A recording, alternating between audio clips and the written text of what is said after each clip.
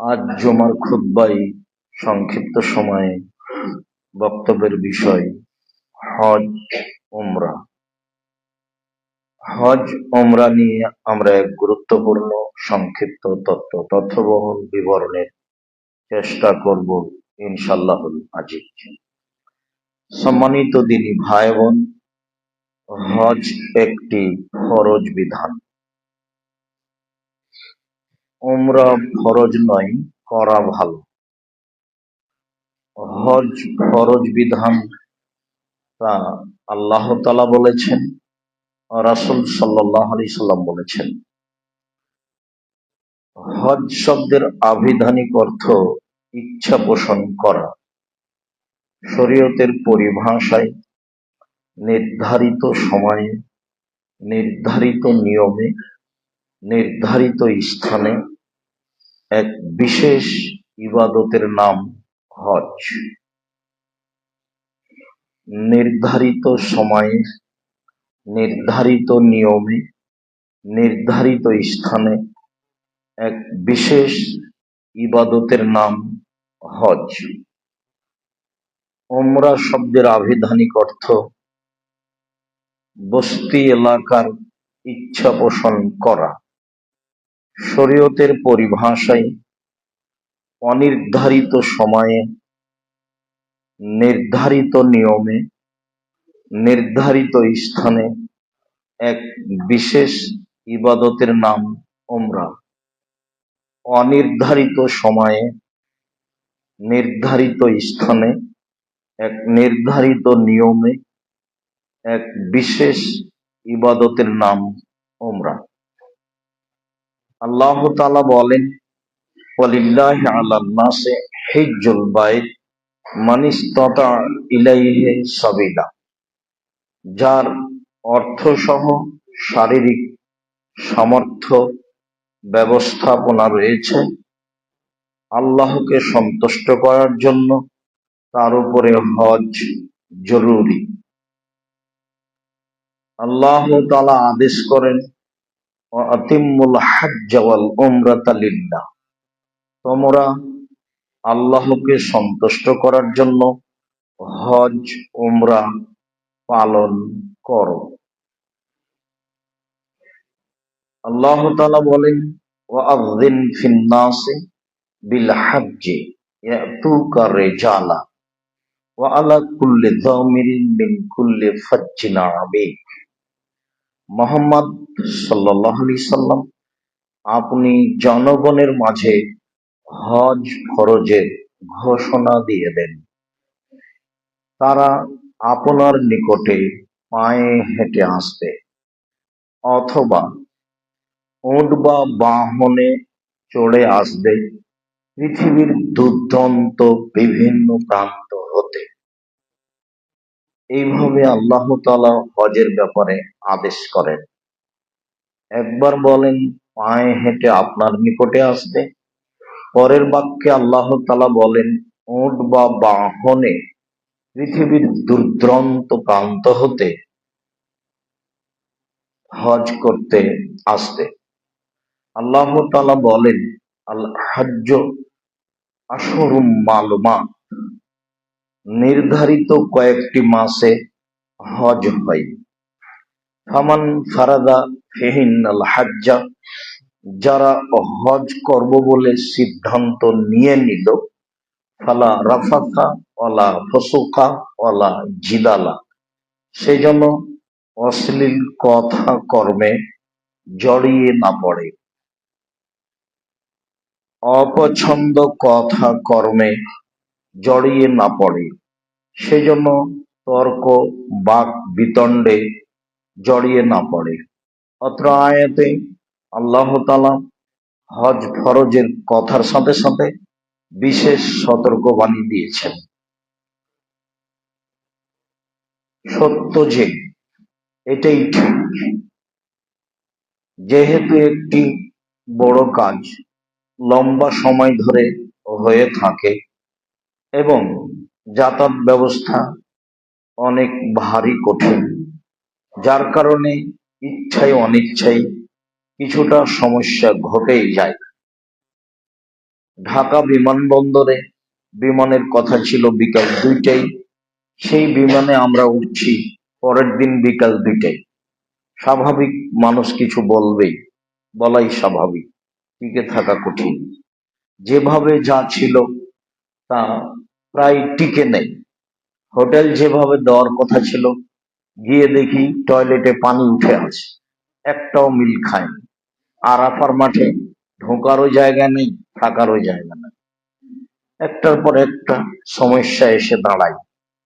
আল্লাহ তাআলা সবকিছু জানেন, মর্মে আগেই ঘোষণা দিয়ে রেখেছেন, সাবধান, অশ্লীল কথা ও কর্মে জড়িয়ে পড়ব না, অপছন্দ কথা ও কর্মে জড়িয়ে পড়া নিষেধ, বাক বিতণ্ড, তর্ক বিতর্কে জড়িয়ে পড়া নিষেধ।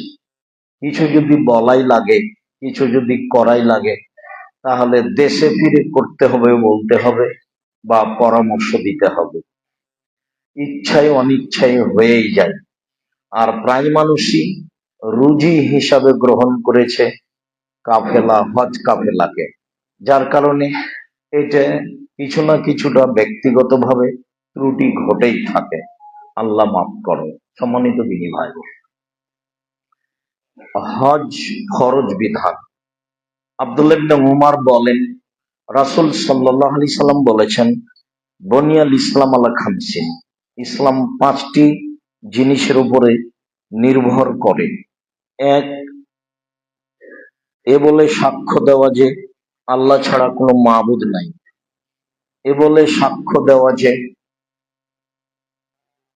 মুহাম্মদ সাল্লাল্লাহু আলাইহি সাল্লাম আল্লাহর রাসূল। 2, ও ইকামিস সালাহ, 5 ওয়াক্ত সালাত আদায় করা। 3, ও ইতাজ যাকাত, যাকাত প্রদান করা। 4, অল হজ, সম্ভব হলে হজ পালন করা। সওমে রমাজান, রমাজান মাসের সিয়াম পালন করা। অত্র বুখারী মুসলিমের হাদিসে বলা হয়েছে, হজ এমন একটি বিধান যার উপরে ইসলাম নির্ভর করে।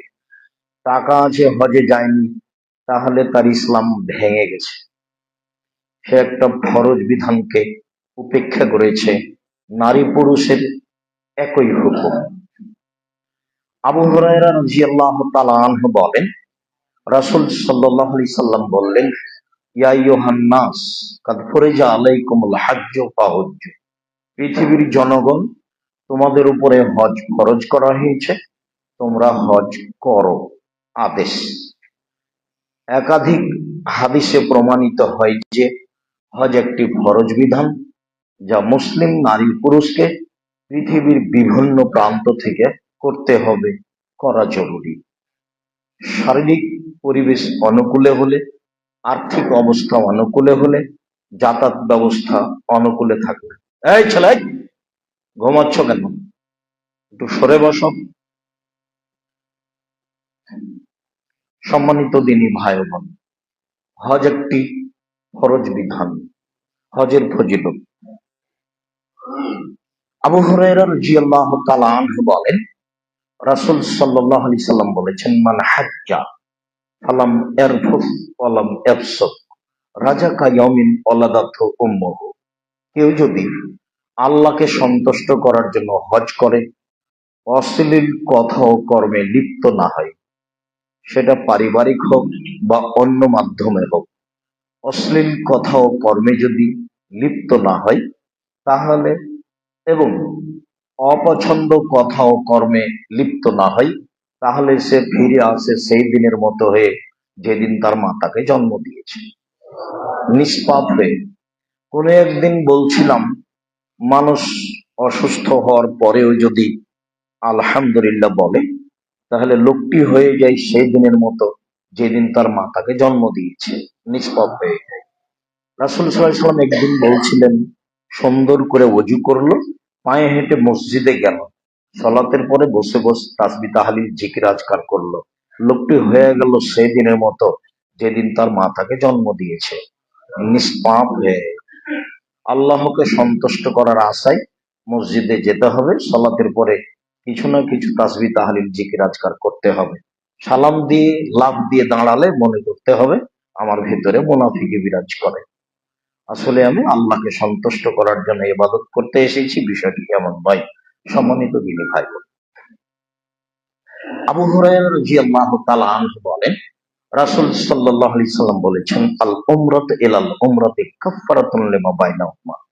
কিছুদিন আগে একবার উমরা করেছেন, এখন আরেকটা উমরা করলেন, দুই উমরার মাঝে যে পাপ রয়েছে সেটা ক্ষমা হয়ে যাবে।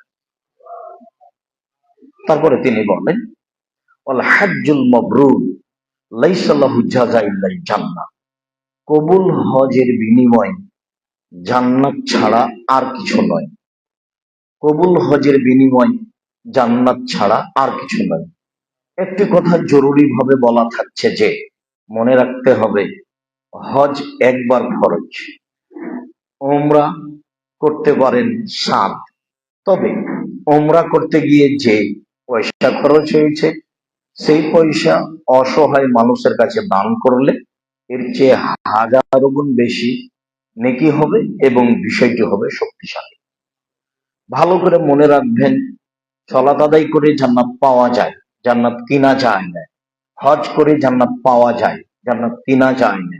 উমরা করে জান্নাত পাওয়া যায়, জান্নাত কিনা যায় না।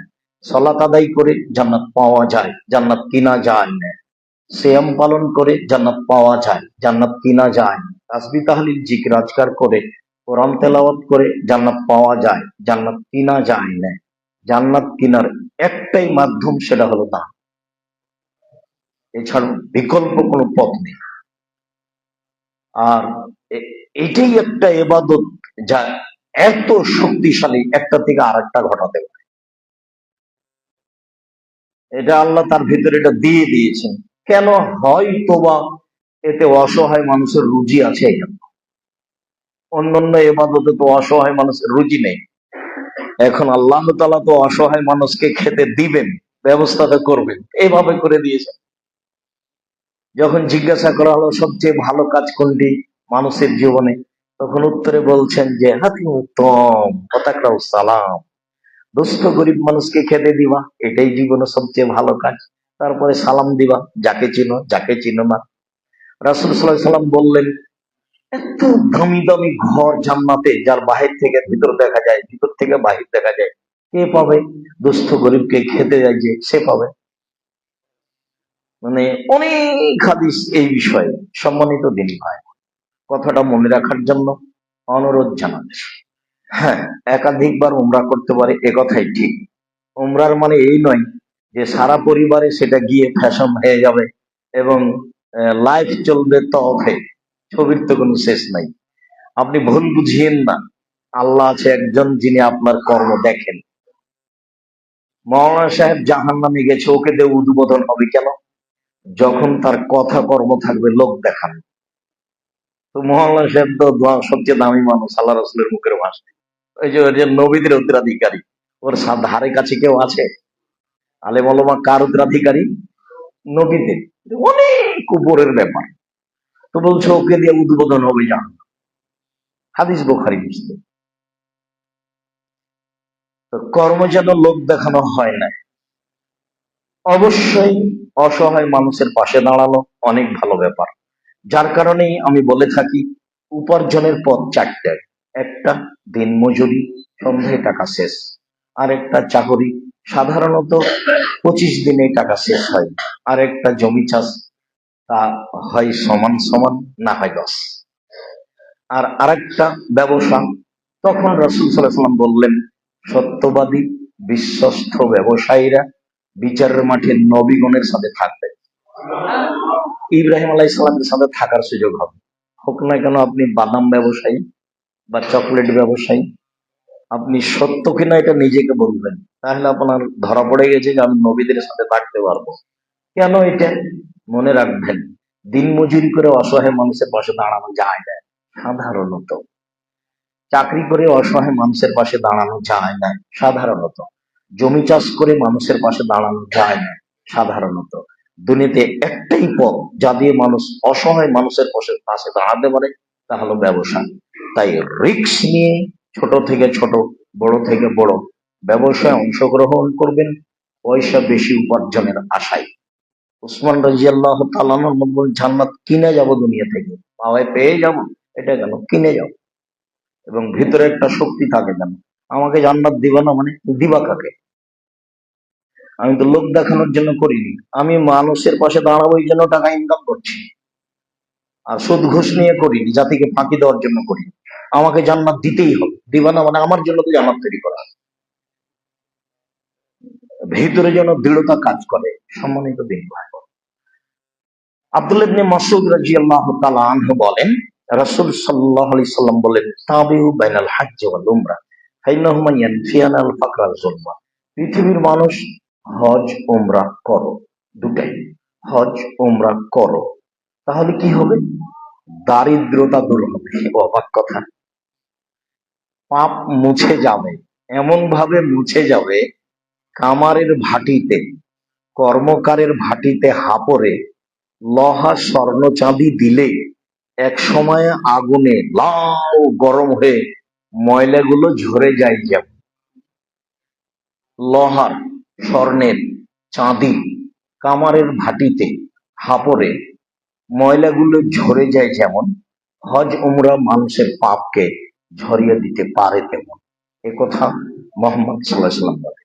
তিনি আরো বলেন, লাইসা লিল হাজ্জাতিল মাবরুরা সাওবুন ইল্লা জান্নাহ। কবুল হজের বিনিময় হলো জান্নাত। আবু হুরায়রা রাদিয়াল্লাহু তাআলা আনহু বলেন, রাসূল সাল্লাল্লাহু আলাইহি সাল্লামকে জিজ্ঞাসা করা হয়েছিল, আইয়ুল আমালি আফজাল? আল্লাহ রাসূল বলেন, তো সবচেয়ে উত্তম আমল কোনটা? তখন আল্লাহ রাসূল বলেন, ঈমানুন বিল্লাহি ওয়া রাসূলিহি। আল্লাহকে মেনে নেওয়া, রাসূলকে মেনে নেওয়া, এটা হলো সবচেয়ে উত্তম আমল। কিলা সুম্মা মাজা? তারপরে কোনটা? লাল জিহাদু ফি সাবিলিল্লাহ, আল্লাহর পথে জিহাদ করা। আচ্ছা ঠিক আছে, কিলা সুম্মা মাজা? তারপরে কোনটা? তখন বলছেন, হজ্জুন মাবরুর।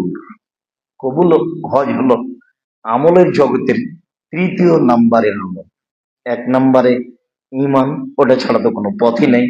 দুই নম্বরে জিহাদ, সেটা ভাববার বিষয়। তিন নাম্বার, যেটা মানুষের জন্য সহজ, ইচ্ছা করলে করতে পারে।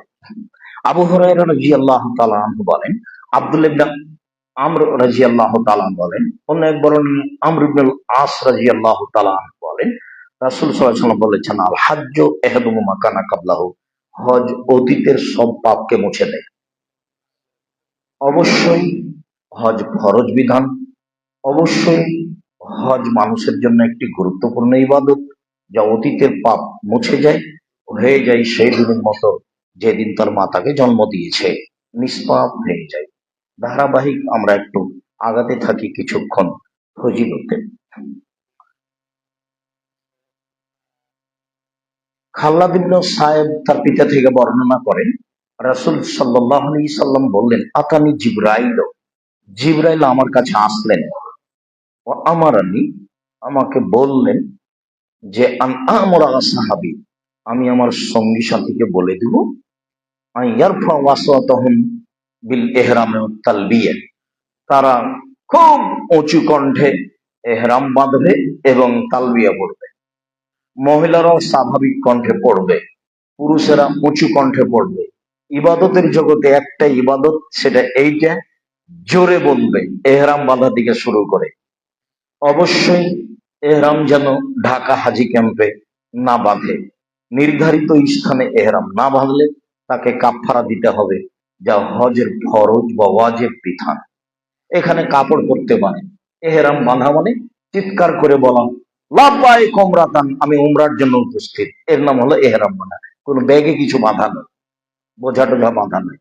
এটা মুখে বলা, লাব্বাইক উমরাতান, আমি উমরার জন্য উপস্থিত, লাব্বাইক আল্লাহুম্মা লাব্বাইক, লাব্বাইক লা শারিকা লাক লাব্বাইক, ইন্নাল হামদা ওয়ান নি'মাতা লাক ওয়াল মুলক লা শারিকা লাক।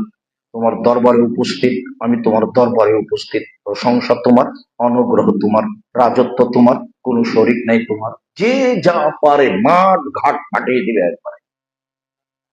এই যে শুরু হলো, যখন কাবা ঘরে গিয়ে তওয়াফের সময় আল্লাহু আকবার বলে তওয়াফ শুরু করছে, তখন বন্ধ হবে। আর হজে হোটেলে যেদিন 8 তারিখে যাবেন, গোসল টোসল করে প্রস্তুতি নিয়েছেন, বের হচ্ছেন, তখন বলবেন লাব্বাইক হাজ্জাতান, আমি হজের জন্য উপস্থিত। এই যে শুরু হলো, চলবে, সেদিন চলছে, আরাফা মাঠে চলছে, মুজদালিফার রাতে চলছে, ফজরের উপরে চলছে। প্রথম পাথর যখন মারবেন বড় জামরায়, আল্লাহু আকবার, তখন এটা বন্ধ করে মারতে হবে। সম্মানিত দিন ভাই বোন, তালবিয়া। সাহাল ইবনে সাদ রাদিয়াল্লাহু তাআলা আনহু বলেন, রাসূল সাল্লাল্লাহু আলাইহি সাল্লাম বললেন, মা মিন মুসলিমিন ইলাব্বি ইল্লা লাব্বা মান আন ইয়ামিনিহি আও শিমালিহি মিন হাজারিন আও শাজারিন আও মাদার হাত্তা তানকিয়াতাল আরজু হাওনা হাওনা। যখন কোন ব্যক্তি এহরাম বেঁধে লাব্বাইক বলে, তখন তার ডানে যা কিছু আছে সবাই লাব্বাইক বলে, বামে যা কিছু আছে সবকিছু লাব্বাইক বলে। বলে পাথর, বলে গাছ, বলে মাটি, এমনকি বলতে বলতে বলতে সারা পৃথিবী জড়িয়ে যায় তার সাথে তাকবীর। এ কথা আমি বলিনি, এ কথা মোহাম্মদ সাল্লাল্লাহু আলাইহি ওয়াসাল্লাম বলে। আপনার তালবিয়ার সাথে জড়িয়ে যায় সারা পৃথিবী, একেবারে সারা পৃথিবী জুড়ে আপনার সাথে তালবিয়াতে জড়িয়ে যায় বলে রাসূল সাল্লাল্লাহু আলাইহি সাল্লাম বলে। আবু হুরায়রা রাদিয়াল্লাহু তাআলা আনহু বলেন, রাসূল সাল্লাল্লাহু আলাইহি সাল্লাম বলেছেন, মা মিন মুলাব্বিন ইল্লা বুশরা, মা মিন মুকাব্বিরিন ইল্লা বুশরা বিল জান্নাহ। যখনই মানুষ তালবিয়া পড়ে, তখনই তার জন্য জান্নাতের সুসংবাদ দেওয়া হয়।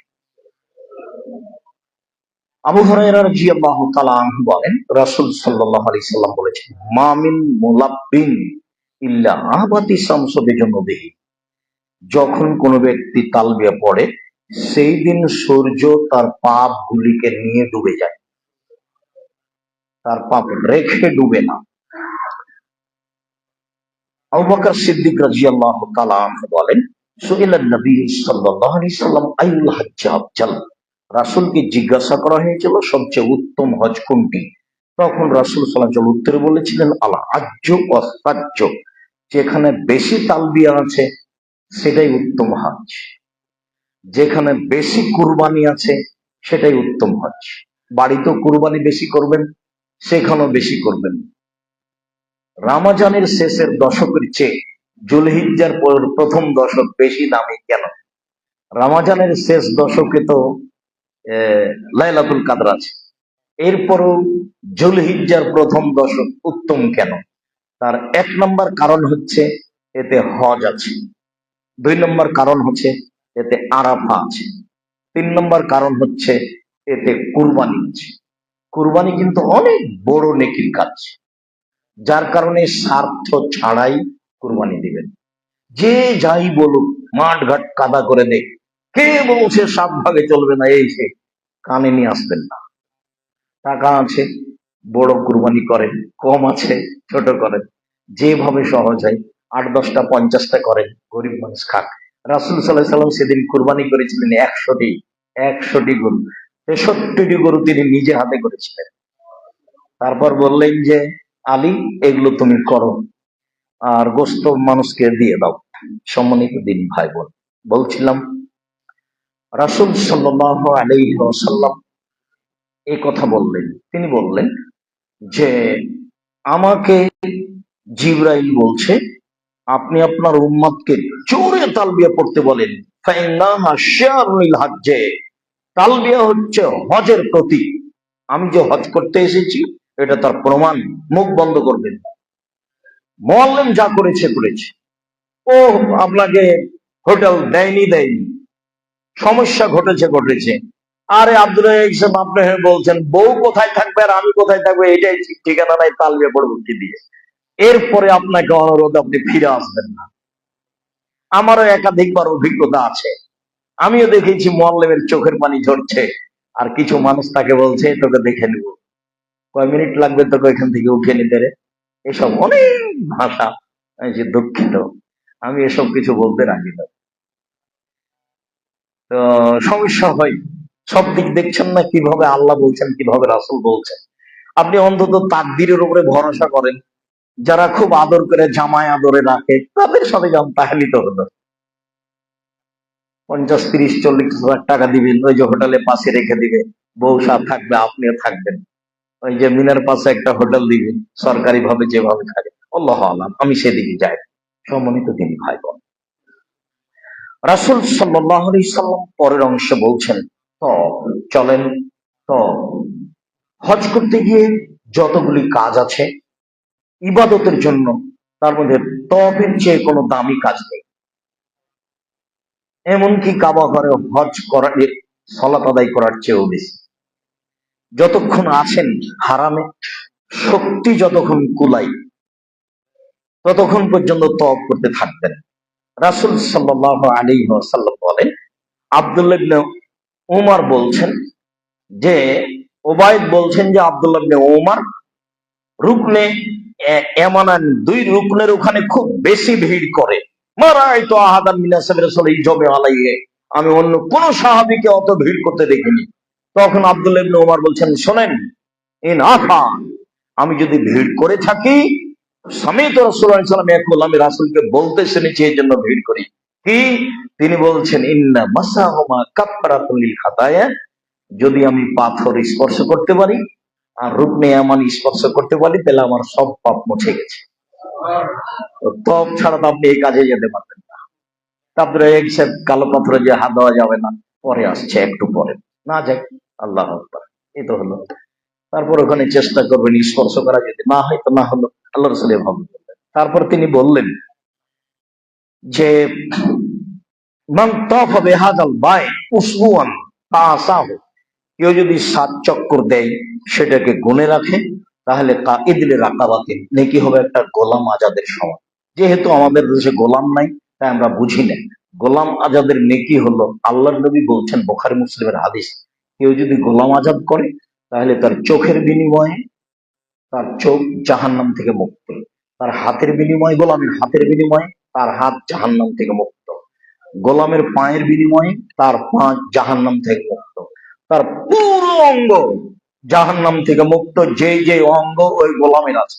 শেষ পর্যন্ত নিচে নামতে নামতে আল্লাহ রাসূল বলছেন, গোলামের লজ্জা স্থানের বিনিময়ে এই লোকটার, আজাদকারী লোকটার লজ্জা স্থানকে জাহান্নাম থেকে মুক্তি ঘোষণা দেওয়া হবে। বুখারী মুসলিম। 2 নম্বর হলো এটা। 3 নম্বর তিনি বলছেন, ওয়ালা ইয়াদাউ কাদামান ওয়ালা ইয়ারফু উখরা, যতবার পা নামাই তওয়াফে আর যতবার পা উঠাই, হাত্তা লাহমান হোক খাতিয়াতান, তাতে একটা পাপ 10টা পাপ মিটে যায়, 10টা নেকি লিখা হয়। 10টা পাপ মিটে যায়, 10টা নেকি লিখা হয়। তাহলে আপনি হাঁটতে থাকছেন, এমনি তওয়াফে আল্লাহ সন্তুষ্ট আছেন, সেটা ভিন্ন কথা। আর এরকম থেকে এরকম পর্যন্ত রব্বানা আতিনা ফিদ দুনিয়া হাসানাতাও ওয়া ফিল আখিরাতি হাসানাতাও ওয়া কিনা আযাবান, এটা আছে। সম্মানিত দিনী ভাই বোন, এখানে জোরালোভাবে বলা থাকছে যে অবশ্যই কাবা ঘরে 24 ঘন্টা সালাত চলবে। তা একটু পরে বলছি ইনশাআল্লাহ। অবশ্যই মনে রাখবেন, হজ সফরে যতদিন আছেন সহজে মক্কা ছাড়তে চাইবেন না, এবং যেখান দিয়ে তওয়াফ করা সহজ হবে সেখানে তওয়াফ করবেন।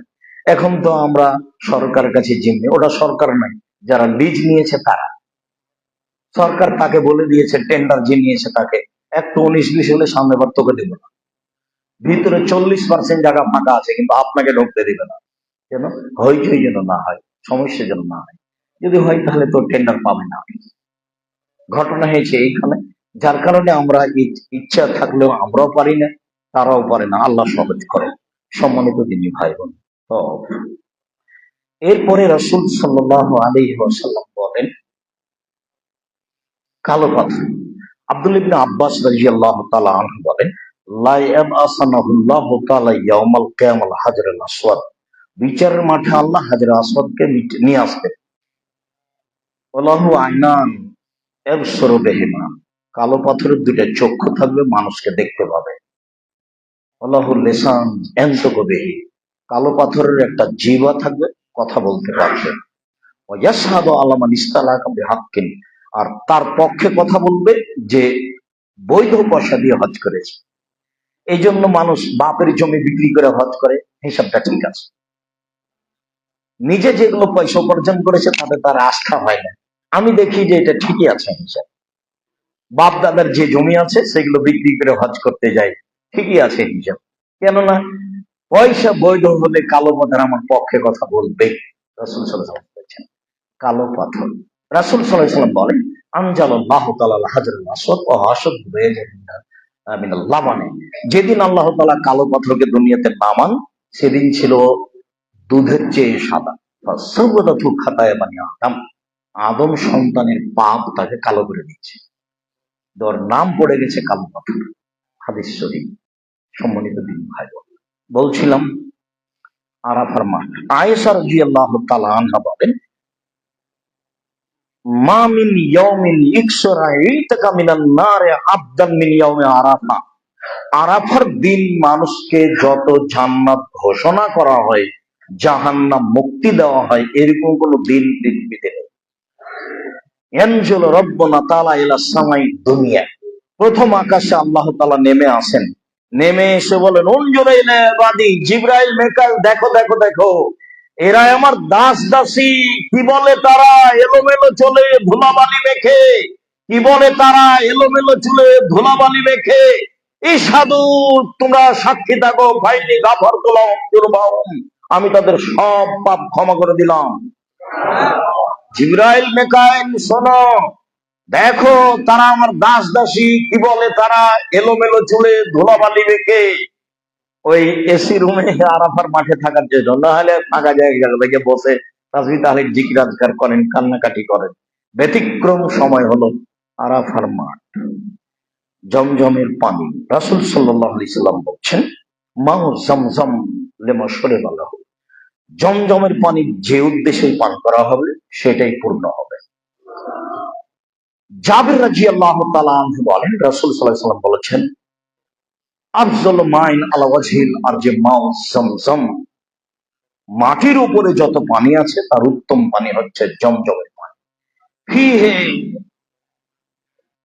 তাম তামিন ও শিফা ও শাকমিন, এই পানি হচ্ছে খাদ্য নিবারণের, ক্ষুধা নিবারণের খাদ্য, আর রোগ আরোগ্যের ঔষধ।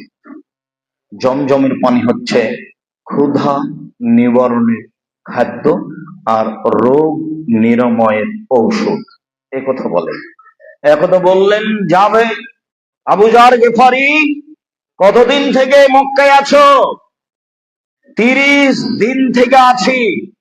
কে তোমাকে খেতে দেয়? মা ইনদি ইল্লা তাআমুন ইল্লা মাউ জমজম, 30 দিন আমাকে কেউ কিছু খেতে দেয়নি, শুধু জমজমের পানি খেয়েছি। ফাসামেন তো তাতে আমি মোটা হয়ে গেছি। অক্কাসারাত ওকানো বাতনি, আমার পেটের চামড়া মোটা হয়ে গেছে। বলা আজে তো সুখতা জুইন, আমি আমার অন্তরে কোন দুর্বলতা বুঝি না। আয়েশা রাদিয়াল্লাহু তাআলা আনহা জমজমের পানি ব্যাগে করে নিয়ে যেতেন। তিনি বলতেন, ও রাসূলুল্লাহ সাল্লাল্লাহু আলাইহি ওয়াসাল্লাম, আল্লাহ রাসূল নিজে নিয়ে যেতেন, বিল আদাবি ওয়াল কিরা, ব্যাগে করে মশকের পাত্রিতে করে নিয়ে যেতেন। ওয়া ইয়াসুব্বু আলাল মারজা, অসুস্থ মানুষের উপরে ঢালতেন। ওয়া ইসকিহিম, তাকে পান করাতেন। জমজমের পানি অসুস্থ মানুষকে পান করা যায়, রোগ নিরোগের নিরুপায়ে কি নিরনের আশায় আপনি এটা জমজমের পানি পান করতে পারেন, এটাই ঠিক, এটাই সুন্নাত। আব্দুল ইবনে আব্বাস বলেন, আমি এক বালতি পানি নিয়ে আসলাম, রাসূল সাল্লাল্লাহু আলাইহি ওয়াসাল্লাম সে পানি পান করলেন, জমজমের পানি, তখন তিনি দাঁড়িয়ে দাঁড়িয়ে পান করাই সুন্নাত। বিসমিল্লাহ বলে পান করবেন।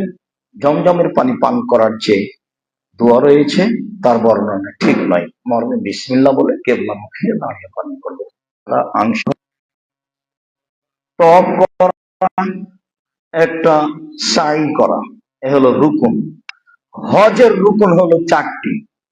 একটা এহরাম বাঁধা, একটা আরাফার মাঠে অবস্থান করা, একটা তওয়াফ করা, একটা সাই করা, একটা কুরবানি করতে হবে। সেগুলি হচ্ছে ওয়াজিব বা ফরজ। এক, নির্ধারিত স্থানে এহরাম বাঁধতে হবে। ঢাকায় এহরাম বাঁধলে বিদাত হিসাবে হজ বাতিল হবে। আর আরাফার মাঠে অবস্থান করতে হবে, তবে আরাফার মাঠ ছুটে গেলে হজ বাতিল হবে। 3, মুজদালিফা রাত্রি অবস্থান করতে হবে, অবস্থান না করলে কাফারা দিতে হবে। 4, 10 তারিখে 11, 12, 13 মিনাই রাত অতিবাহিত করতে হবে, ছুটে গেলে কাফারা দিতে হবে। 8, বিদায় তওয়াব করতে হবে বাধ্য, ছুটে গেলে কাফারা দিতে হবে। বলছিলাম এগুলি অজেব, ছুটে গেলে কাফারা দিতে হবে। কাফারা একটা ছাগল জরিমানা দিতে হবে, নিজেও দিতে পারেন, কোনো সমস্যা নেই। সম্মানিত দিনী ভাই বোন, সুন্নাত, সুন্নাত হচ্ছে যখন ওমরার তওয়াফ আরম্ভ করবেন তখন ইজতেবা। ইজতেবা হচ্ছে চাদরটা ডান বগলের নিচ দিয়ে বাম কাঁধের উপরে দুইটাই তুলে দিবে, এটা ফাঁকা থাকবে, এদিকেও ফাঁকা থাকতে পারে, প্রায় অর্ধেকই গাও খালি থাকবে, এর নাম হলো ইজতেবা। 2, রমল, সেটা শুধু ওমরাতে প্রথম 3 বার জোরে হাঁটার চেষ্টা করতে হবে যে কোনো মূল্যে, বাকি 4 বার স্বাভাবিক থাকবে। এখন সুন্নাত চলছে, ছুটে গেলে কাফারা লাগবে না, রমল। তারপরে তওয়াফ শুরু করার সময় আল্লাহু আকবার, যদি চুমা দিতে পারেন ভালো, যদি হাত দিয়ে পাথর স্পর্শ করতে পারেন তাহলে হাত ঘুরিয়ে চুমা দিবেন, আর যদি লাঠি ঠেকাতে পারেন তাহলে লাঠি ঘুরিয়ে লাঠিতে চুমা দিবেন, আর যদি এগুলো একটাই না হয় তাহলে আল্লাহু আকবার তখন হাত আর মুখে নিয়ে আসবেন না। যদিও দেখছেন সবাই 1999 জন খালি বলছে আল্লাহু আকবার, আল্লাহু আকবার, এটা বাতিল, এগুলো বিদআত, এগুলো করা হবে না। সুন্নাত করতে গিয়ে এগুলো বিদআত হচ্ছে। এরপরে তওয়াফ শেষে ওই 2 রকম স্পর্শ করতে হবে, এগুলো সুন্নাত, ছুটে গেলে কোনো কাফারা লাগবে না। এরপরে তওয়াফ শেষে 2 রাকাত সালাত আদায় করতে হবে, ছুটে গেলে কাফারা লাগবে না। এরপরে জমজমের পানি পান করতে হবে, ছুটে গেলে কাফারা লাগবে না। এরপরে সাফা পাহাড় মারোয়া পাহাড়ে উঠে কেবলামুখী হয়ে হাত তুলে দোয়া করতে হবে, ছুটে গেলে কাফারা লাগবে না। এরপরে সবুজ বাতিতে পুরুষ মানুষকে দৌড়াতে হবে, মহিলা মানুষ নয়, ছুটে গেলে কাফারা লাগবে না। এরপরে পাথর মারার সময় প্রত্যেক দিন আল্লাহু আকবার বলে পাথর মারতে হবে, ছুটে গেলে কাফারা লাগবে না। এরপরে প্রথম 2টাই পাথর মারার পরে একটু সরে গিয়ে লম্বা সময় ধরে হাত তুলে দোয়া করতে হবে, এগুলো সুন্নাত। এই মোটামুটি 10টা সুন্নাত আছে, ছুটে গেলে কাফারা লাগবে না। সম্মানিত দিনী ভাই বোন, এহরাম বাঁধলে যা কিছু জরুরি হয়, 1, লোম কাটাও যাবে না, লোম তুলে ফেলাও যাবে না। মহিলাদেরকে এহরাম বাঁধার আগেই চাঁপাইনবাবগঞ্জের ভাষাতে আমলা দেওয়া, আমলা বা এমন কিছু পদার্থ দিতে হবে, দিয়ে চুলগুলো একটা আরেকটা সাথে লাগিয়ে খোপা বেঁধে রাখতে হবে, যাতে করে এভাবে কোনো সময় চুলকালো যেন চুল না উঠে। চুলগুলোকে একবারে ভালো করে কন্ট্রোলে রাখতে হবে, চুল যেন উঠে না যায়। এগুলো এহরাম বাঁধার পরে এগুলো নিষেধ, কঠিন ভাবে নিষেধ। চুল তোলাও যাবে না, চুল কাটাও যাবে না। 2, নখ কাটা যাবে না। 3, আতর ব্যবহার করা যাবে না। 4, সেলাই করা কাপড় পুরুষ মানুষ পরতে পাবে না। 5, মাথায় এবং মুখে কাপড় দিতে পাবে না, মানে ঢাকতে পাবে না। 6, হাজিদের জন্য স্থল প্রাণী শিকার করতে পাবে না। 7, স্ত্রী মিলন বা এই ধরনের কোনো অপছন্দ কথা ও কর্মে লিপ্ত হতে পাবে না। 8 বা 9, বিবাহ করতেও পাবে না, বিবাহের প্রস্তাবও দিতে পাবে না। এহরাম বাঁধলে এগুলো সব নিষেধ। তো মুখ ঢাকার বিষয়টি মহিলাদের জন্য জরুরি নয়, বন্ধ করতে পারে, আর পুরুষের জন্য জরুরি, মাথাও খুলে রাখতে হবে, মুখও খুলে রাখতে হবে। সম্মানিত দিনী ভাই বোন, এগুলি এহরাম বাঁধলে করতে হয়। এহরাম এর জন্য জুলহুলাইফা মদিনা থেকে, মক্কা থেকে 450 কিলোমিটার দূরে। এরপরে জোহফা মদিনা থেকে 183, মক্কা থেকে 183 কিলোমিটার দূরে। এরপরে কারনো মানাজিল মক্কা থেকে 72 কিলোমিটার, 73 কিলোমিটার দূরে। এলামলাম 72 কিলোমিটার দূরে। এইসব স্থানগুলি এহরাম বাঁধার, বিমানে যখন এইসব জিনিসগুলোর উপর দিয়ে আসবে তখন সেসব জায়গায় এহরাম বাঁধতে আল্লাহ রসুল বলেছেন, হন্না ওমান আতা আলাইহিন্না, এখানে যারা আছে তারা এখানে, যারা এটার উপর দিয়ে আসবে তারা এখানে। বুখারী মুসলিম। আহল মক্কা মিন মক্কা, মক্কাবাসীরা মক্কায় হোটেলে এহরাম বাঁধতেন। ঋতুবতী হলে তাকে তানিমে যেতে হবে, মক্কার লোককে তানিমে যেতে হবে, এটা ভুল সিদ্ধান্ত। এ ব্যাপারে যত আশার আছে একটাও ঠিক নয়। বুখারী মুসলিমের হাদিস, মক্কার লোকেরা মক্কায় এহরাম বাঁধবে, যারা কর্মচারী আছে মক্কায় পরিষ্কার করে ঘর বাড়ি সবকে স্ব হোটেলে হোটেলে দিয়ে এহরাম বাঁধতে হবে। যেখানে তারা হোটেলে থাকে, যেখানে যে অবস্থান করে মক্কায়, তাকেই সেখানে এহরাম বাঁধতে হবে। এটাই বুখারী মুসলিম। হজ উমরার জন্য নিজ নিজ স্ব স্থানে এহরাম বেঁধে বের হবে। সম্মানিত দিনী ভাই বোন, আমি চলে গেলাম বাস্তব একটু হজের আলোচনা শুরু থেকে শেষ পর্যন্ত করতে। এরপরে আমাদের খুতবার শেষের দিকে আমরা চলে আসব। সম্মানিত দিনী ভাই বোন, নির্ধারিত জায়গায় এহরাম বাঁধতে হবে। নির্ধারিত জায়গায় এহরাম না বাঁধলে হয় কাফারা দিতে হবে, আর বিদাত হলে হজ বাতিল হবে, কবুল হবে না। খুব ভালোভাবে মনে রাখতে হবে। তাতে ভারত, বাংলাদেশ, পাকিস্তানের বিমান এমানের উপর দিয়ে অথবা কার্নো মানাজিলের উপর দিয়ে যে জিত দেয় না, তখন বৈমানিকের পক্ষ থেকে বলাই হয় যে এখন থেকে 30 মিনিটের মধ্যেই আপনার মেকআপ পার হবে বিমান। তখনই আপনার কিছু প্রস্তুতি থাকলে নিয়ে নেন, যদি ওজু না থাকে তায়াম্মুম করে নেন। তখন আপনি কাপড় পরতে পারেন, আগে থেকে কাপড় পরে থাকবেন। এখন আপনি বলবেন লাব্বাইক উমরাতান, আমি উমরার জন্য উপস্থিত। এই যে তালবিয়া শুরু হলো, আপনি হোটেলে গেলেন, কাপড় চোপড় রাখলেন, গোসল টোসল করলেন, ফ্রি হলেন, কাবা ঘরে ঢুকে চেষ্টা করতে হবে সর্বপ্রথম কাজ তওয়াফ শুরু করা। রাসূল সাল্লাল্লাহু আলাইহি সাল্লাম মক্কায় ঢুকে সর্বপ্রথম যেটা কাজ করতেন সেটা তওয়াফ। যেদিকে হাজরা আসওয়াদ আছে, উপরে কালো পাইয়া আছে, সবুজ বাতি আছে, ওখানে গিয়ে বাম দিকে দেখালেই হাজরা আসওয়াদ আঁচ হবে যে এই কোনায়। ডান দিকে থাকবে সবুজ বাতি, বাম দিকে থাকবে ওই কোনায় হাজরা আসওয়াদ। প্রথমে হয় বিসমিল্লাহ আল্লাহু আকবার, মুখে হাত নিয়ে আসবেন না। এরপরে তওয়াফ শুরু হলো। তওয়াফের প্রথম দিকে হবে তাকবীর, তাসবিহ, তাহমিদ। কিছুক্ষণ পরে হবে ইস্তেগফার, আস্তাগফিরুল্লাহ ওয়া আতুবু ইলাইহি। তাকবীরে তাহমিদে যেটা ভালো লাগে, সুবহানাল্লাহি ওয়া আলহামদুলিল্লাহি ওয়া লা ইলাহা ইল্লাল্লাহু আল্লাহু আকবার, সুবহানাল্লাহি ওয়া বিহামদিহি সুবহানাল্লাহিল আযীম, আল্লাহু আকবার, আল্লাহু আকবার, সুবহানাল্লাহ, আলহামদুলিল্লাহ। এরপরে আস্তাগফিরুল্লাহ ওয়া আতুবু ইলাইহি, আস্তাগফিরুল্লাহ আল্লাযী লা ইলাহা ইল্লা হুয়াল হাইয়ুল কাইয়্যুম ওয়া আতুবু ইলাইহি, রব্বিগফিরলি ওয়া তুব আলাইহি ইন্নাকা আনতাত তাওয়াবুর রহিম। তারপরে নিজের ভাষা বাপ মা যেটা বলেন, একবার আসলো এ হলো একবার, আল্লাহু আকবার এ হলো এক।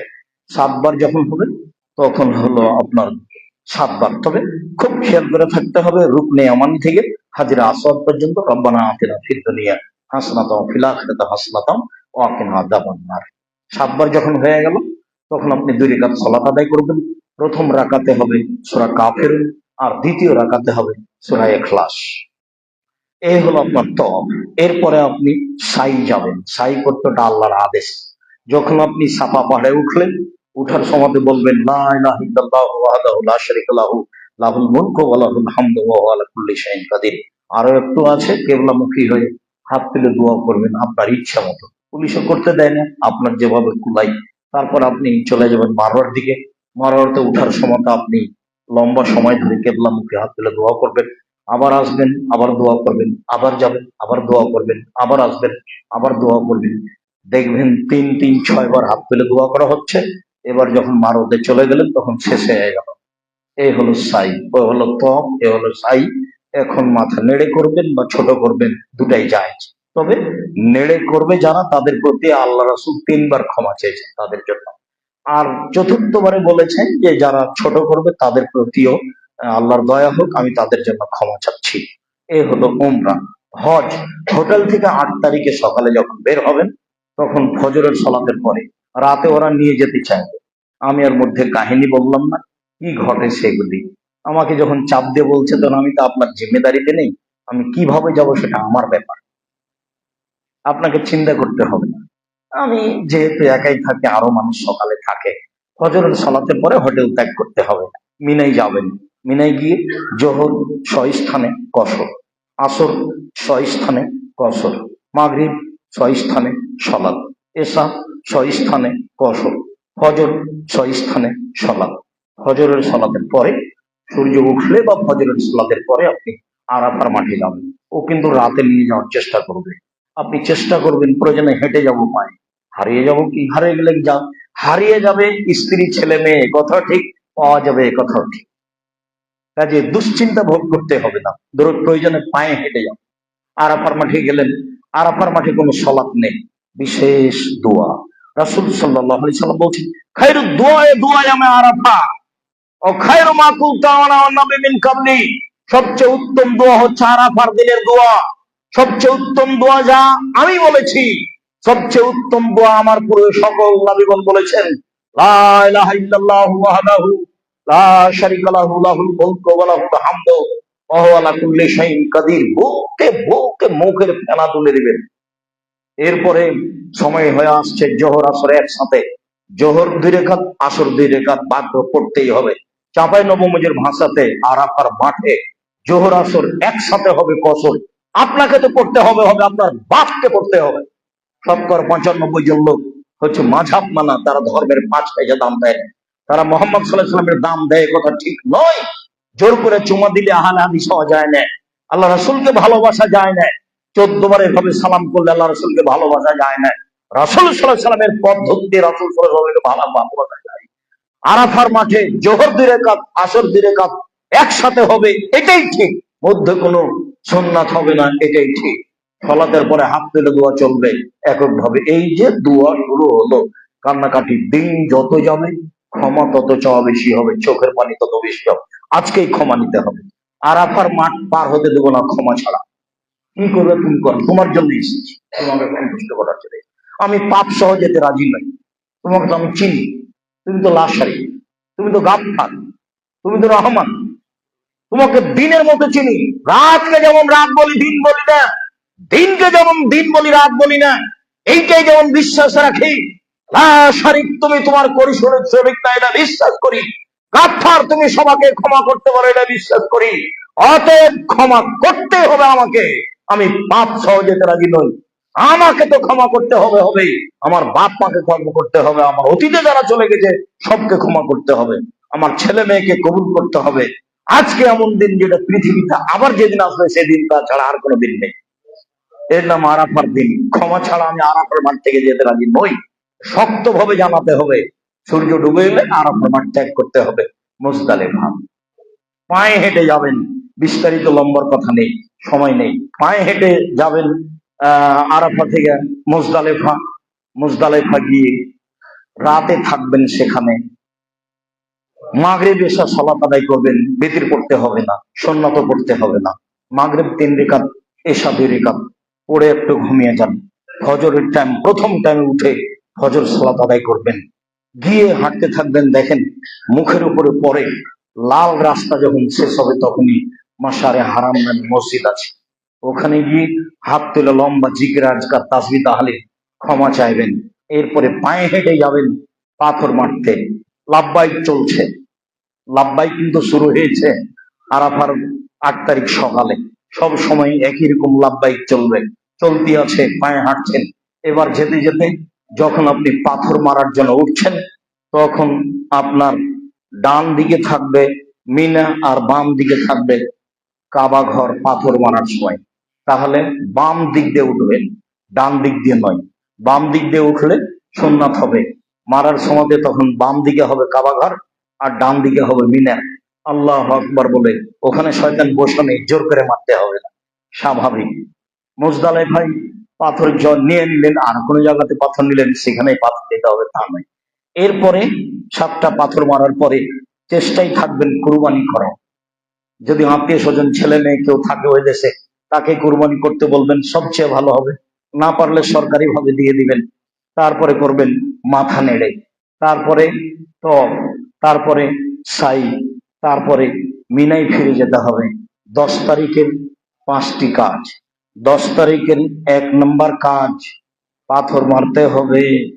10 তারিখের 2 নম্বর কাজ কুরবানি করতে হবে। 10 তারিখের 3 নম্বর কাজ মাথা নেড়ে করতে হবে। মহিলাদের চুলের শেষ দিক থেকে অল্প কেটে দিতে হবে। 10 তারিখের 4 নম্বর কাজ, 5 নম্বর কাজ তওয়াব করতে হবে। 10 তারিখের 6 নম্বর কাজ সাই করতে হবে।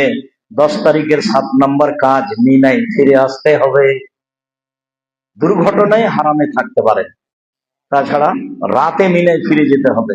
10 তারিখে 7টা কাজ আছে, মুখস্থ করতে হবে। মক্তবে যখন পড়তেন সেভাবে, মক্তবে যখন পড়তেন তখন আমরা তো পড়েছি, অজু করার পরে এই দোয়া পড়তে হয়, এভাবে আমরা মুখস্থ করেছি। ভাত খেতে বসলে এই দোয়া পড়তে হয়। 10 তারিখের 1 নম্বর কাজ, পাথর মারতে হয়। 10 তারিখের 2 নম্বর কাজ, কুরবানি করতে হয়। 10 তারিখের 3 নম্বর কাজ, মাথা নেড়ে করতে হয়। 10 তারিখের 4 নম্বর কাজ, তপ করতে হয়। 10 তারিখের 5 নম্বর কাজ, সাই করতে হয়। 10 তারিখের 6 নম্বর কাজ, মিনায় ফিরে আসতে হয়। পরের 2 দিন থাকবেন বা 3 দিন থাকবেন। শুক্রিয়া, জাযাকুমুল্লাহ খাইর। আপনার সামনে আমি হজের মোটামুটি একটা সংক্ষিপ্ত বিবরণ পেশ করছিলাম। আপনি